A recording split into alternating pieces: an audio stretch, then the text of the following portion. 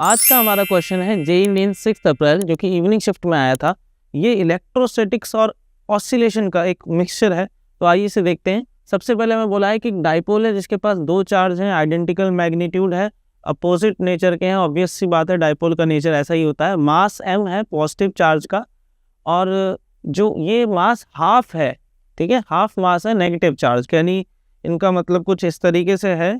यहाँ पर आपके पास एक डाइपोल है, यहाँ पे -q हो गया और यहाँ पे +q हो गया।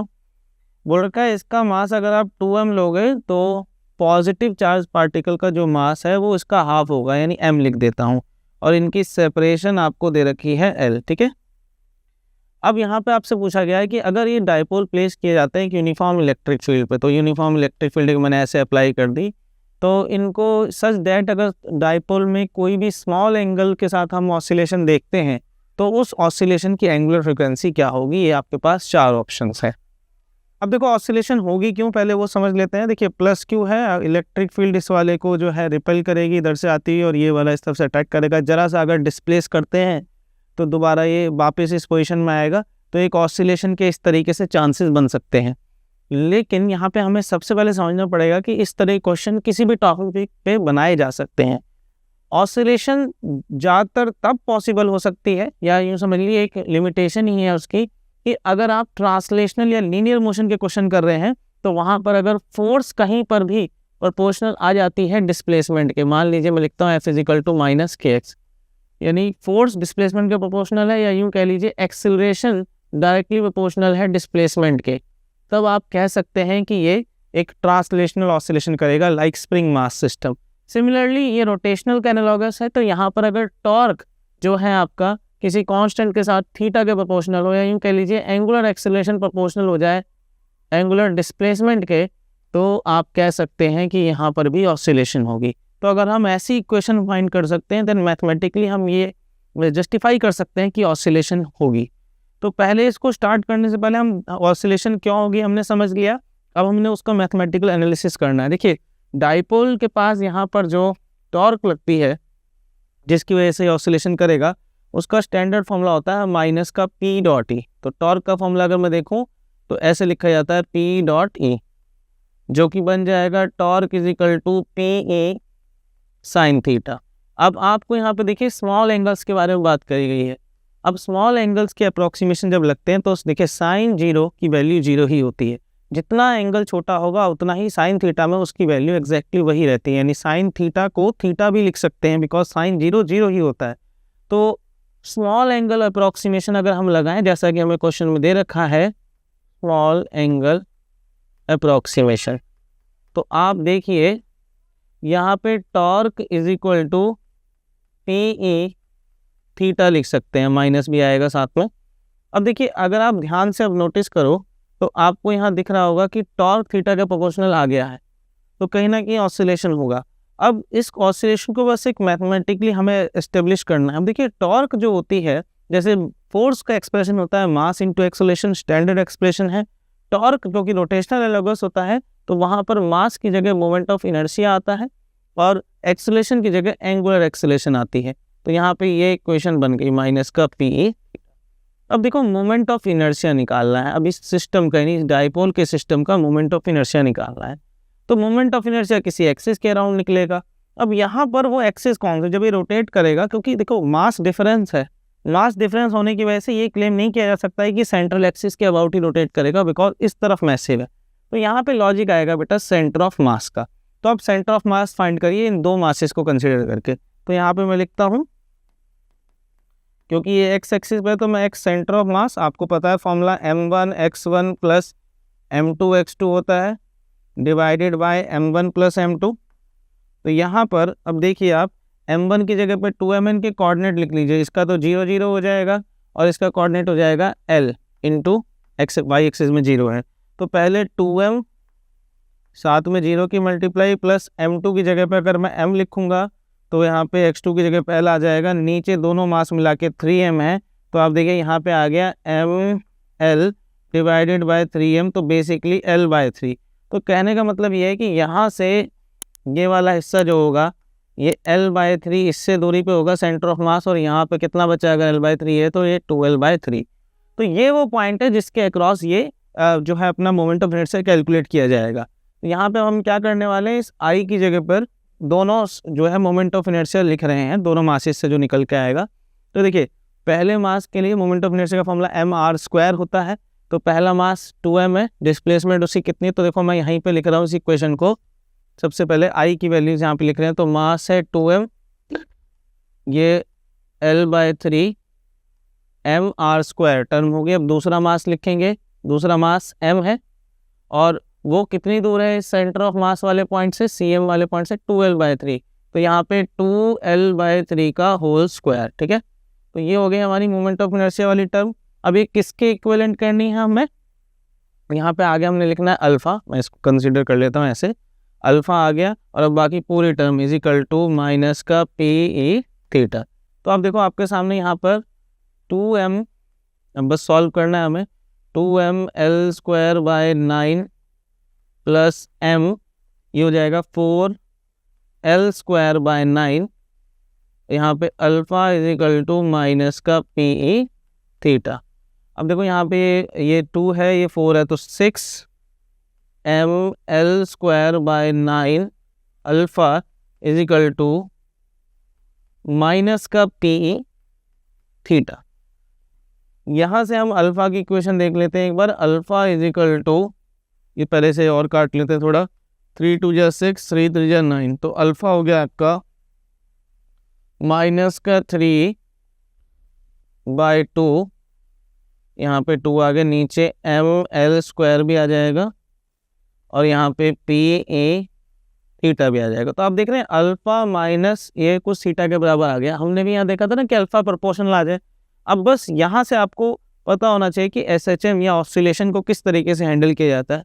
देखिए जनरल इक्वेशन अगर आपके पास ऐसे आ जाए कि अल्फा इज इक्वल टू ये कोई कांस्टेंट, ठीक है, और यहाँ पे ऐसे लिखा जाएगा -x, तो जो आपकी स्टैंडर्ड SHM की इक्वेशन होती है, यानी alpha is equal to minus का ω²x, ये आपकी स्टैंडर्ड SHM इक्वेशन, ठीक है, जो कि रिलेट करती है, यहाँ पे x की जगह मैं थीटा लिखता हूँ बिकॉज ये रोटेशनल से लिंक्ड है। अब मेरे को क्या करना है, देखो इन दोनों को कंपेयर करना है, मेरे को ओमेगा अपने आप मिल जाएगा।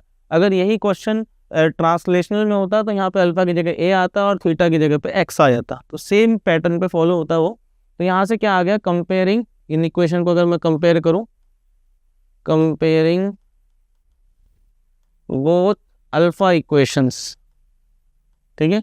तो देखिए एक स्टैंडर्ड क्वेश्चन है जहाँ पे डाइपोल के सिंपल ऑसिलेशन पूछा गया है, बस मासेस का डिफरेंस कर दिया। अगर यहीं पे दोनों मास बराबर होते तो यहाँ पे हमें L/3 2L/3 का कंसेप्ट खत्म होता, लेकिन आ जाता। अब पेपर में नई वेराइटी आ सकती है मासेस को चेंज करके। तो पहले मैं इसे सॉल्व कर लेता हूँ। कंपेयर करने का मतलब है, देखो ये वाली टर्म और ये वाली टर्म बराबर करनी है, तो ω² इज इक्वल टू 3PE/2mL², ठीक है। अब देखो P जो होता है डाइपोल होता है, डाइपोल क्या होता है, Q into charge into length, और E हो गया। अब यहाँ पे चाहे हम इसे यहीं पे सॉल्व कर लेते, लेकिन चलो अब यहाँ ले आए हम, तो ये हो गया, तो ओमेगा आ गया आपका √3QE/2mL, तो 3QE/2mL। देखते हैं यहाँ पे हमारे पास कौन सा सॉल्यूशन है 3QE/2mL। देखो ऑप्शन नंबर 1। तो one of the basic question जो थोड़ा सा अलग हटके है, बिकॉज ये 2 चैप्टर के कंसेप्ट को लिंक करता है। ध्यान ये रखना है कि मासेस के डिफरेंस से ऑसिलेशन वाले सॉल्यूशन पे जो डिफरेंस थोड़ा सा आ जाएगा, वरना जनरलाइज तरीके से अगर आप इसे देखें तो एक स्टैंडर्ड पैटर्न का न्यूमेरिकल है। चलिए होपफुली आपको समझ में आया होगा। अब हम मिलते हैं अपने अगले क्वेश्चन के लिए, चलते हैं। देखिए नेक्स्ट क्वेश्चन है हमारे पास कि uniformly charge thin spherical shell है और आपसे उसका इलेक्ट्रिक पोटेंशियल का बेसिकली आर के साथ, यानी शेल के अंदर और बाहर जाके जो भी पोटेंशियल रहेगा उसको ग्राफिकली प्लॉट कर रखा हुआ है, और आपसे पूछा गया है कि भाई इनमें से कौन सा सही है। तो अगर एक पैटर्न है कि आपने मेमोराइज कर रखा हो, और मेमोराइजेशन का तो एक स्टैंडर्ड डेरिवेशन है आपका कि V इनसाइड जो होता है वो वही होता है, कांस्टेंट होता है, और उसकी वैल्यू वो होती है जो जस्ट सरफेस पे होती है। यानी कि मान लीजिए शेल पे चार्ज Q गिवन है यहाँ पर, तो अंदर जो हो जाएगी के क्यू बाय आर ही हो जाएगा पोटेंशियल, यानी कांस्टेंट रहेगा। तो इनमें से कोई भी ऐसा ग्राफ है जहाँ पे पोटेंशियल अंदर कांस्टेंट है, देखो एक ये वाला है, ये फिक्स ही तो दिखा रहा है potential constant with respect to ये separation R is equal to, ये भी दिखा रहा है। और बाहर जाके वी आउटसाइड जो होता है वो पोटेंशियल वेरी करता है के क्यू बाय आर स्क्वायर, यानी इनवर्स स्क्वायर प्रोपोर्शनल है। तो वो ग्राफ यही वाला है। तो एक तो ये होना चाहिए कि सबसे पहली बात आपको अगर मेमोराइजेशन है आपकी, आपने मेमोराइज कर रखा है, तो ये बड़ी आसानी से हो जाएगा। अब देखते हैं कि ये आता कैसे है, मतलब ये पोटेंशियल हम कैसे कैलकुलेट कर सकते हैं जस्ट फॉर वेरिफिकेशन। ठीक है, तो मैं इसे रब कर रहा हूँ एक बार। ऑप्शन नंबर 1 हमारा है, बट हमें एक बार डबल श्योर होना है, या कह लीजिए हमें लर्निंग पर्पज़ के लिए इसे सीखना है। तो देखिए हम जब वी इनसाइड कैलकुलेट करते हैं, सबसे पहली बात पोटेंशियल किसी भी चार्ज डिस्ट्रीब्यूशन से कैलकुलेट करने का एक स्टैंडर्ड तरीका आप ध्यान रखिए कि जिस पॉइंट पे पोटेंशियल कैलकुलेट करना है उस पॉइंट से इन्फिनिटी तक जो है इलेक्ट्रिक फील्ड का जो वर्क डन कैलकुलेट कर दीजिए। तो ई डॉट डी आर, ठीक है, अप्लाइड इलेक्ट्रिक फील्ड नहीं बोल रहा हूँ मैं, सिर्फ इलेक्ट्रिक फील्ड की बात कर रहा हूँ यहाँ पर। तो ये आपका मान लीजिए शेल है और इसके ऊपर जो है चार्ज क्यू था। अब आप क्या करो, आपको मान लीजिए जो है अंदर पोटेंशियल निकालना है, तो आप क्या करिए इस पॉइंट से लेके ये इन्फिनिटी तक E dot d are calculate कर दीजिए। अब देखो होगा क्या, इलेक्ट्रिक फील्ड इनसाइड 0 होती है और आउटसाइड बिल्कुल पॉइंट चार्ज की तरह वेरी करती है। कैसी होती है, के क्यू बाय आर स्क्वायर। ये दोनों चीज़ें तो हमें बाय हैंड पता ही होनी चाहिए। तो ये जो इंटीग्रल है ये 2 पार्ट में स्प्लिट हो जाएगा, बिकॉज फील्ड में देखिए ब्रेकेज है, 0 से लेके आर कैपिटल आर तक उसकी वैल्यू 0 है और जस्ट उसके बाद उसकी वैल्यू जो है बिल्कुल पॉइंट चार्ज की तरह है।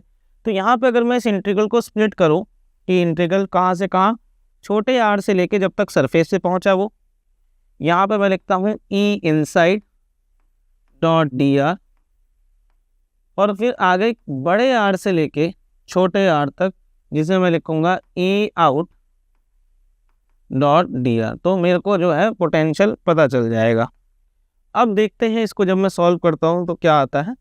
देखिए ई इनसाइड क्योंकि इलेक्ट्रिक फील्ड 0 है तो ये वाली टर्म तो खत्म ही हो जाएगी बिकॉज ई 0 है इनसाइड, लेकिन बाहर वाली टर्म जो इंटीग्रल की है वो रह जाएगी, यानी कि v आ जाएगा। v इनसाइड आपका इसको सॉल्व करने का काम है। बस e आउट क्या है आपका k q by r square, electric field की भी डायरेक्शन है और जो डी आर है वो भी यही डायरेक्शन का है।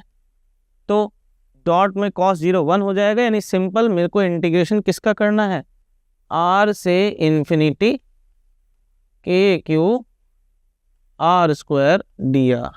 अब ये इतना स्टैंडर्ड इंटीग्रेशन है, इस पर डीपली ना जाते हो, हम सीधा देखिए के क्यू कॉमन आ जाएगा बाहर और 1 बाय आर स्क्वायर का इंटीग्रेशन होता है बेटा माइनस का 1 बाय आर। ठीक है, इंटीग्रेशन जो x की पावर n+1 है उससे साफ आ सकता है। r से लेके इन्फिनिटी लिखा। अब मैं क्या करता हूँ, देखो इस माइनस को भी कुछ देर के लिए बाहर ले जाता हूँ ताकि मैं इंटीग्रेशन का लगा सकूँ upper limit minus lower limit. तो देखो v inside is equal to minus का के क्यू, एक बार 1 by infinity minus 1 by r. तो ये बेसिकली क्या हो गया, 0 0 माइनस 1 बाय आर, तो नेगेटिव टर्म है, नेगेटिव नेगेटिव मिलके पॉजिटिव हो जाएगा। तो v इनसाइड बेसिकली आ जाएगा के क्यू बाय आर। तो ध्यान रखिए कि अंदर फील्ड 0 होती है एक्सपेरिकल सेल के, बट पोटेंशियल कांस्टेंट होता है। तो एक बहुत ही स्टैंडर्ड फैक्ट है, आपको ये ध्यान रखना पड़ेगा। ठीक है, अब v इनसाइड हमें पता चल गया। अब हम देखते हैं v आउटसाइड के लिए। तो v आउटसाइड के लिए जब हम करते हैं तो अगेन प्रोसेस चेंज नहीं होने वाला है। ये रही हमारी शेल, हमें आउटसाइड पोटेंशियल कैलकुलेट करना। मान लीजिए ये रहा कोई जनरल पॉइंट, ये रहा r, r से लेके हम कहाँ जाएंगे, इस डिस्टेंस r से लेके हम जाएंगे इन्फिनिटी तक। और दोबारा वही एक्सप्रेशन देखिए, v out is equal to e out dot d r, और इंटीग्रेशन जाएगी हमारी स्मॉल r से, जो कि बाहर वाला ही पॉइंट है, से इन्फिनिटी तक। ठीक है, तो इस बार r हमारा ग्रेटर देन r है, ये कंडीशन भी ध्यान रखिए। तो अब हमें क्या करना है, क्योंकि बाहर तो हमारी फील्ड क्या है, के क्यू बाय स्मॉल r का स्क्वायर। अगेन डी आर भी इस तरफ होगा तो अगेन कॉस वाली पर कोई बात नहीं रह जाएगी, कॉस थीटा जो आएगा E D R cos theta, तो कॉस 0 1 हो जाएगा। इंटीग्रेशन सिर्फ ये रहेगा r इन्फिनिटी डी आर। अब जब हम इसे सॉल्व करते हैं अगेन के क्यू कॉमन आ जाएगा और 1 बाय आर स्क्वायर का डिफरेंशिएशन जो है माइनस का 1 बाय आर, और यहाँ पे r और इन्फिनिटी। और जैसे ही हम इसे सॉल्व करेंगे अगेन माइनस को हम एक बार बाहर ले जाते हैं फॉर कैलकुलेशन को आसान बनाने के लिए। यहाँ पे माइनस का 1/∞, माइनस तो अब है नहीं, माइनस बाहर ले गए थे, माइनस का 1/r। तो आप देख रहे हैं ये अगेन ये वाली टर्म चली जाएगी, तो माइनस माइनस प्लस हो जाएगा, तो KQ/r। आपने देखा कि पोटेंशियल जो आउटसाइड है वो बिल्कुल वैसे ही वेरी कर रहा है जैसे पॉइंट चार्ज का है, और इनसाइड यानी इन्वर्सली प्रोपोर्शनल टू 1/r। और यहाँ पे डायरेक्टली यहाँ पे बेसिकली कांस्टेंट ही है, क्योंकि देखो r रेडियस है तो कांस्टेंट है, तो यहाँ पर बाहर इन्वर्स रिलेशन आना चाहिए। देखो इन्वर्स रिलेशन यहाँ पे भी है लेकिन इनसाइड कांस्टेंट नहीं है, तो ये आपको बस स्पेसिफिकली देखना पड़ेगा। ये ऑप्शन नंबर 1 ही जो है आपका पूरा कंसीडर कर रहा है फैक्ट के अंदर कांस्टेंट और बाहर इन्वर्स रिलेशन। तो स्टैंडर्ड था, बेसिक बिल्कुल ऐसा है तो मेमोराइजेशन टेक्निक, लेकिन देखिए सवाल वहाँ पर है जहाँ पे ये शेल की जगह कोई स्पेयर आ जाता, नॉन कंडक्टिंग स्पेयर, और उसमें चार्ज डेंसिटी कांस्टेंट ना होकर कुछ वेरी करती, तो उस वक्त पे ये इस तरीके की टेक्निक से हमें निकालना आना चाहिए। थोड़ा बहुत जो है कैलकुलेशन से हम सही सॉल्यूशन पे पहुंच सकते हैं। चलिए अब मैं अगले सवाल पे चलते हैं। देखिए अगला क्वेश्चन है ये हमारा, ये भी 31 जनवरी को आया था। यहाँ पे लिखा है अगर आपके पास एक ग्रुप ऑफ पॉजिटिव चार्ज हो तो कौन सी स्टेटमेंट इसमें करेक्ट है। नेट पोटेंशियल जीरो नहीं हो सकता, potential but net electric field zero हो सकती है। ठीक बात है, ये इसको भी समझाएंगे, लेकिन दूसरा ऑप्शन पढ़ते हैं। Net potential system eight A point can be zero, potential zero हो सकता है लेकिन नेट इलेक्ट्रिक फील्ड नहीं हो सकती जीरो, ठीक है। थर्ड है both the net potential net electric field, दोनों ही जीरो नहीं हो सकते। और लास्ट में फोर्थ पॉइंट है ये वाला, वो थर्ड था कि नेट पोटेंशियल नेट फील्ड दोनों ही जीरो हो सकते हैं किसी पर्टिकुलर पॉइंट पे। तो देखो बेटा, जब सारे ही सेम कैटेगरी के चार्ज हैं, potential is a scalar quantity, देखो कोई भी स्केलर क्वांटिटी है तो पोटेंशियल जो है उसकी कैटेगरी क्या है कि वो स्केलर क्वांटिटी है। स्केलर क्वांटिटी को जीरो करने का मतलब क्या है, जितना प्लस उतना माइनस होना चाहिए। तो जब सारे ही चार्ज जो है सेम कैटेगरी के यानी सेम पॉजिटिव ही नेचर है उनका, तो पोटेंशियल जो है जीरो नहीं हो सकता। तो potential energy can not be equal to zero. अब बात करते हैं इलेक्ट्रिक फील्ड की। देखो electric field can be zero, क्यों हो सकती है। देखो सेम चार्ज हों भले ही, आप कहेंगे सर वेक्टर को सेम काटेगा कैसे अगर सारे पॉजिटिव होंगे, तो अरेंजमेंट ऐसे की जा सकती है। आप जानते हैं किसी भी पॉलीगॉन स्ट्रक्चर में, ट्रायंगल में अगर आप सेम चार्ज लगा दो प्लस प्लस प्लस, तो इसके सेंट्रॉइड पे एक पॉइंट होगा जहाँ पे ई जीरो होगी। आप स्क्वायर ले लीजिए कोई भी पॉलीगॉन, आप सारे चार्ज सेम करिए, तो सेंटर पे एक पॉइंट होगा जहाँ पे ई जीरो होगा। पॉलीगॉन ही क्यों, आप कोई भी रेगुलर साइडेड पॉलीगॉन लीजिए, स्क्वायर की जरूरत नहीं है। पेंटागन होगा उसमें भी जीरो होगा, ठीक है। आप बस इनके सेंट्रल पॉइंट होने चाहिए, यानी कहने का मतलब E is equal to zero possible है, बस प्रोवाइडेड पॉलीगन होना चाहिए, ठीक है।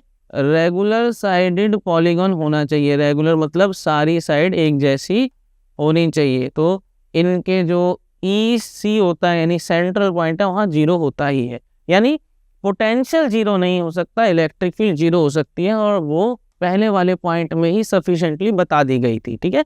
तो option number 1 is the correct option. ये अगला क्वेश्चन है 1 फरवरी में आया था, ये मॉर्निंग शिफ्ट में ही। यहाँ पे बेसिकली एक infinite plane sheet of charge दे रखी है आपको, दोनों के ऊपर जो चार्ज डेंसिटी है वो प्लस सिग्मा ही है, और आपसे 3 रीजन्स में इलेक्ट्रिक फील्ड की जो वैल्यू पूछी है। ये स्टैंडर्ड CBSE के करिकुलम में भी ये क्वेश्चन आता है। तो यहाँ पे आपने देखा है कि field due to infinite plane sheet आपको पहले पता होनी चाहिए, जो कि होती है σ/2 एप्सिलॉन नॉट। तो देखिए यहाँ पे पॉजिटिव दोनों ही प्लेट्स हैं, तो दोनों से फील्ड लाइन बाहर की तरफ निकलेंगे। देखिए इस रीजन में अगर मैं बोलूँ ये E ड्यू टू 1, और सिमिलरली सेकंड रीजन से भी यहाँ पे इधर की तरफ ही आएगी E ड्यू टू 2। जब हम आ जाएंगे सेकंड रीजन में यानी मिड पॉइंट में, तो आप देखिए इसकी वजह से फील्ड इधर होंगी, लेकिन जो इधर वाली ये वाली है आपके हिसाब से राइट साइड वाली में अगर मैं देखूँ तो राइट साइड वाली फील्ड को बाहर की तरफ भेजेगी, तो इधर देख समझ लीजिए इस तरफ आएगी। तो यहाँ पे आप देखिए कि E1 जो है आपकी राइट साइड की तरफ जा रही है और E2 आपकी लेफ्ट साइड की तरफ जा रही है। सिमिलरली जब हम थर्ड रीजन में आ जाएंगे तो यहाँ पर इसकी वजह से भी फील्ड इधर होगी, यानी E1 की वजह से भी इधर होगी, और E2 की वजह से यानी जो सेकंड वाली आपकी शीट है बेसिकली सेकंड शीट, इसकी वजह से भी इधर होगी। तो ये स्टैंडर्ड क्वेश्चन है। आप देखिए इधर भी ऐड होगी, इधर भी ऐड होगी, तो जब sigma by two epsilon not add होगा, यानी अगर आप देखें वैल्यूज़ को, तो sigma by two epsilon not, sigma by two epsilon not, इधर भी sigma by two epsilon not, ठीक है। तो sigma by two epsilon not जब जोड़ेंगे तो सिग्मा बाई एप्सिलॉन नॉट बन जाएंगे। बीच के रीजन में, क्योंकि देखो यहाँ पे यूनिफॉर्म शीट, इन्फिनाइट शीट है, तो फील्ड की वेरिएशन गिरती नहीं है। बीच में ये दोनों एग्जैक्टली कैंसिल कर देंगे अपने आप को, और दोनों तरफ ये दोनों जुड़ के सिग्मा बाय एप्सिलॉन नॉट मिल जाएंगी। तो जो भी ऑप्शन ऐसा हो, देखो यहाँ पे सिग्मा बाय एप्सिलॉन नॉट ये रहा, दोनों तरफ बीच में 0। अब यहाँ माइनस इसलिए है क्योंकि ये नेगेटिव एक्स एक्सिस की तरफ जा रहा है, प्लस इस तरफ है, प्लस एन कैप मतलब परपेंडिकुलर वेक्टर। कोई भी ऑप्शन शूट नहीं कर रहा जहाँ पे ई सेकंड 0 है और ये दोनों की value sigma by epsilon not होनी चाहिए थी, क्योंकि जोड़ के यही आएगी। तो आपने देखा एक बेसिक स्टैंडर्ड क्वेश्चन था। तो होपफुली ये सारे क्वेश्चंस आपको समझ में आए होंगे।